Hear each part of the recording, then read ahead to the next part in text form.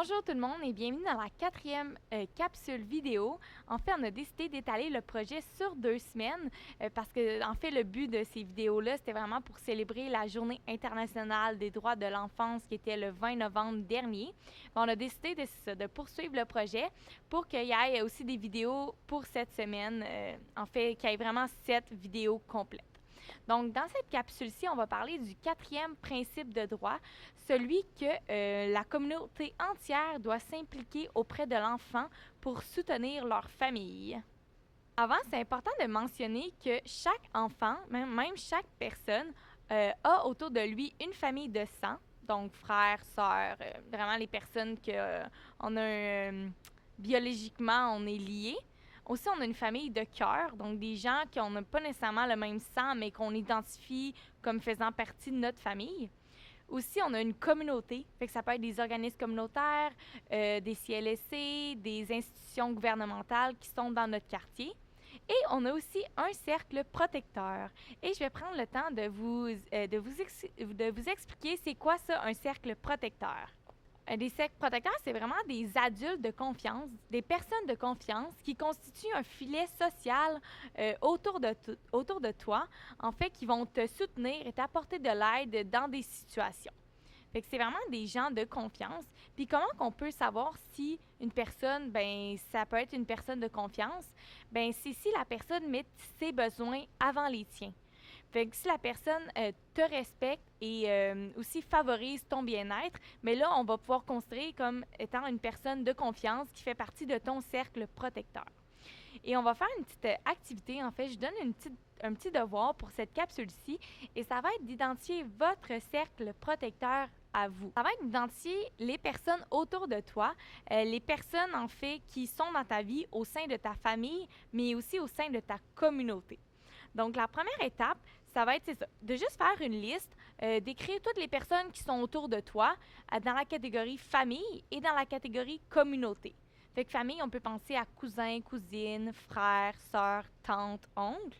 Puis communauté, on peut penser à tous les organismes communautaires, les médecins, les enseignants, les personnes aussi à ton école qui sont autour de toi. La deuxième étape, ça va être d'encercler les personnes qui sont autour de toi et que tu crois qui t'entourent et qui veulent ton bien. Fait que les gens auxquels tu penses qui veulent ton bien, faites un cercle et on va les encercler en fait.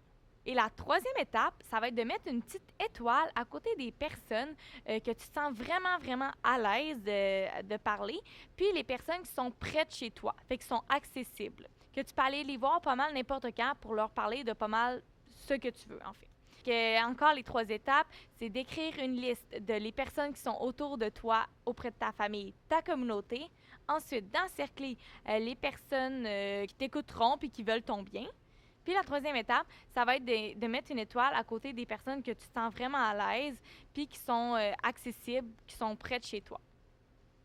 Insérer une photo, en fait, ça serait supposé ressembler à quoi.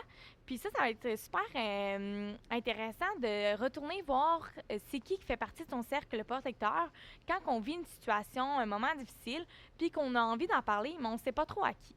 Mais on peut toujours se référer à cette liste-là, aller voir c'est qui les noms qu'on a mis une petite étoile, puis aller leur parler, en fait, puis vraiment considérer que ces personnes-là, ben, c'est des gens de confiance, qu'on peut vraiment se sentir à l'aise avec eux, de leur parler de ce qu'on veut.